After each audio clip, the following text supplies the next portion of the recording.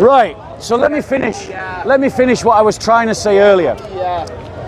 Let me finish what I was trying to say earlier.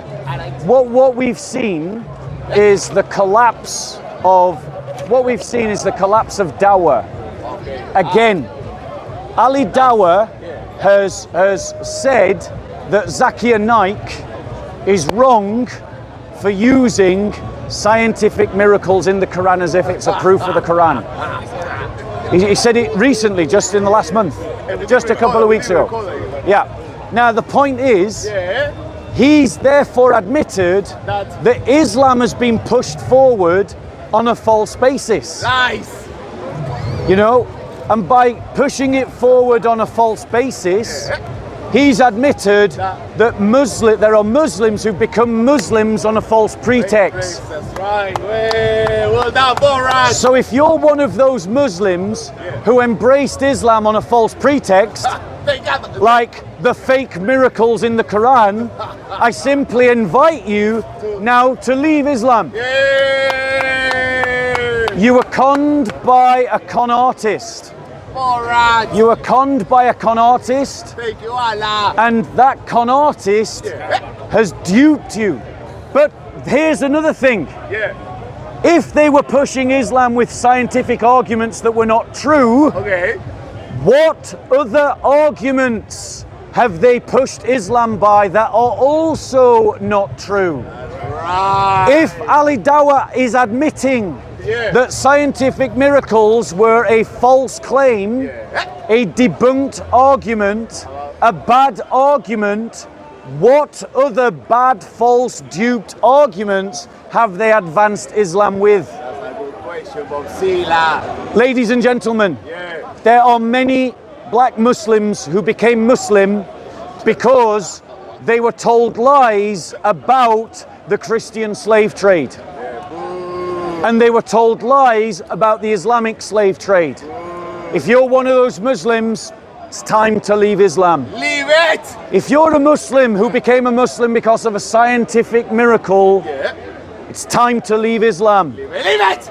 If you're someone who became a Muslim because someone convinced you that the Bible doesn't show that Jesus Christ is God, and you believe them, that's a false argument. It's time to leave Islam. Leave it! The car salesmen of the Islamic community have been selling dodgy cars to the Muslim community, and they've been selling dodgy cars to naive Christians and others in our culture and our society. For the pastor. But because of Christians like me and like Paperboy, Chris, and like Chris, David Woods, and David Woods, oh, thank you, and Jay Smith, and many others, these kinds of arguments have been busted. Islam has been put to scrutiny in a way that it has never been put to scrutiny before. Islam has been put to scrutiny in a way that it has never been put before. Correcto. And it is collapsing under that scrutiny. Right. Christians have been subject to scrutiny on every aspect of our faith for 300 years. How long? 300 years. And the central message of the Christian faith has stood the test of all the criticisms. What is that central message of the Christian faith? That Christ was crucified, that Christ rose from the dead, and that Christ is coming again. There is sufficient, strong, empirical evidence to justify the belief that Jesus Christ was a real person, to believe that he died on a cross, to believe that he proclaimed himself as the Messiah, to believe that he rose from the dead on the third day.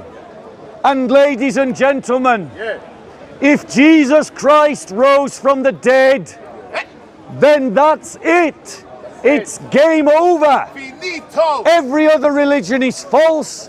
Every other religion or worldview does not matter.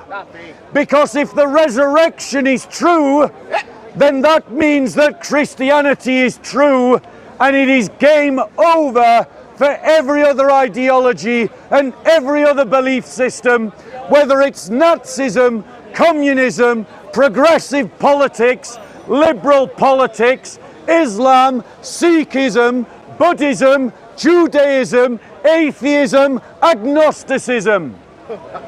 If Jesus Christ rose from the dead, the argument is finished. And that, ladies and gentlemen, is the proposition that Christianity stands or falls by. Right. And despite the best efforts of liberal critics, of Muslim critics, of atheist critics, of agnostic critics, none of them have been able to disprove the Christian belief in the resurrection. None of them have been able to come up with a counter theory or a counter hypothesis that disproves the Christian faith. Right. On the contrary, critic after critic after critic have admitted that something happened to convince the first Christians that indeed Jesus Christ had risen from the dead. They don't say what it was. They don't agree that it was that Jesus Christ rose from the dead. But even the critics of the Christian faith agree that 2,000 years ago, a group of people who knew that their Messiah had died, had risen from the dead, and something happened to convince them of that fact. They can't explain the experience, but they don't deny the experience. Any questions, ladies and gentlemen? Thank you, Borat. You fraud. Any questions on the Christian faith? Our beliefs, our values, our customs, our history, our traditions? Can I ask a question? Yeah, go for it. Off camera? Yeah. Can I ask, do you believe that there could be like non-blameworthy, non-Christians, people that will look at the evidence you cited and just be like unconvinced by it? Yes. What are they thinking? So, ladies and gentlemen, the question was, is there such a thing as unblameworthy non-Christians, i.e. Christians who look at the evidence and then honestly come to the conclusion that it did not occur? I would like to see the person that does that with any integrity. Because, ladies and gentlemen, there are 12 undeniable, indisputable points in the historical record that exist in the first century that point to the idea of the resurrection. I'll list some of them. Number one, Jesus Christ was crucified.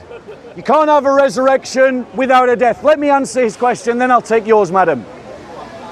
That the first Christians believed that he had risen from the dead. That both of these events occurred in Jerusalem. That competing theories against the resurrection did not deny the empty tomb, but simply tried to explain the empty tomb away. That there was an empty tomb. That the Christians who experienced this resurrection event were transformed by it so much that as Jews they began to celebrate the Sunday as a special day, despite the fact there's no reason in Judaism to do it, because the resurrection occurred on a Sunday. Their testimony to the bodily resurrection of Christ. People who look at the evidence must either come up with an explanatory theory that accounts for all the evidence, or you should follow the evidence to where it leads. Every human being has a responsibility to follow the truth, to stand on the truth. And the way that we know the truth is by following the evidence. And the evidence points to the reality of the resurrection. So if someone honestly looks at that evidence, I am convinced that an honest person would believe in the resurrection. And that those that don't either haven't looked or haven't looked sincerely.